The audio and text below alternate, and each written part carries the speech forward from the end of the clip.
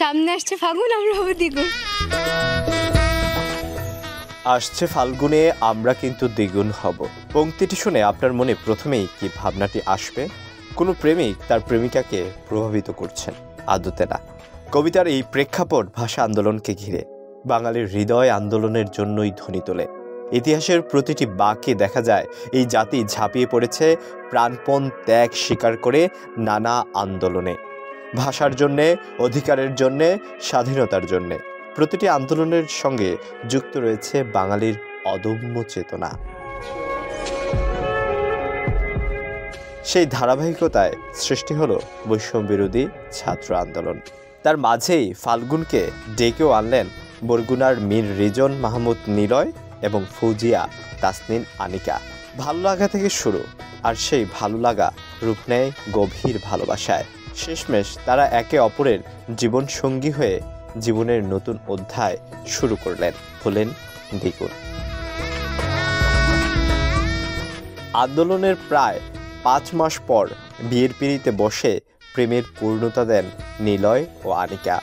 বরগুনায় আন্দোলন চলাকালীন 5 আগস্ট থেকে দুজনের ভালো লাগা শুরু হয়। পরবর্তীতে 7 আগস্ট ভালোবাসা প্রকাশের পর 25 আগস্ট দুজনের সম্পর্কের বিষয়টি তাদের পরিবারকে জানান।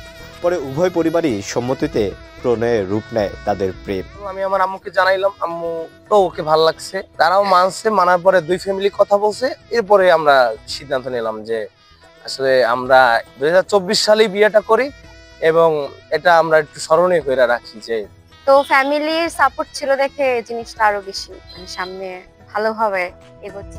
মীর রিজন মাহমুদ নিলয় বরগুনা পৌরসভার আমতলার পাড় এলাকার মরহুম মীর মোজাম্মেল হোসেনের ছেলে। বর্তমানে তিনি আনোয়ার খান মডার্ন ইউনিভার্সিটিতে বিবিএ 6ষ্ঠ সেমিস্টারের শিক্ষার্থী। বরগুনার পৌরসভার কলেজ রোড এলাকার মনোয়ারুল ইসলাম শামীমের মেয়ে ফৌজিয়া তাসনিন আনিকা সরকারি ব্রজমোহন কলেজের রসায়ন বিভাগের অনার্স প্রথম বর্ষের শিক্ষার্থী। বিশেষ কি কারণে আনিকাকে ভালো লেগেছে জানতে চাইলে নিলয় বলেন, আমার তাকে ভালো লেগেছে তার সাহস দেখে, তার মানুষের প্রতি কেয়ারিং দেখে, মানুষের প্রতি ভালোবাসা দেখে। বৈষম্য বিরোধী ছাত্র জনতার আন্দোলনে সামনে থেকে নেতৃত্ব দেওয়ার যে সাহসিকতা তার মধ্যে ছিল, এটি আমাকে মুগ্ধ করেছে। এই সময়ে ফ্যাসিস্ট হাসিনার বিরুদ্ধে সাহস নিয়ে আন্দোলনে নেমে যে দেশকে ভালোবাসতে পারে, সে মানুষকেও ভালোবাসতে পারে।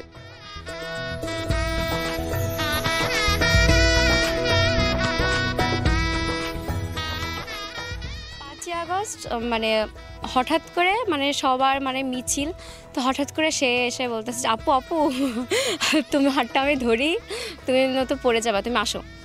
তো ওই যে এত মেয়েরা আছে, বাট আমার প্রতি একটা কেয়ারিং, তো আমি একটু হয়ে যায়, ওই একটু ভালো লাগা স্টার্ট। এরপরে হচ্ছে সামনে পড়ছে।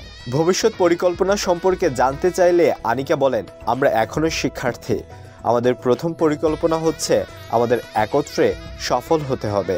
আমরা দুজনে একত্রিত হয়ে সামনের দিকে এগিয়ে যাব। এছাড়া এখনও নিষিদ্ধ সংগঠনের অনেকে বলে আমরা কিভাবে আন্দোলনে গেলাম। আমার কথা হচ্ছে, যদি একটি দল অন্যায় করে, সে অন্যায়কে সাপোর্ট দেওয়া কি আমাদের দেশকে ভালোবাসা?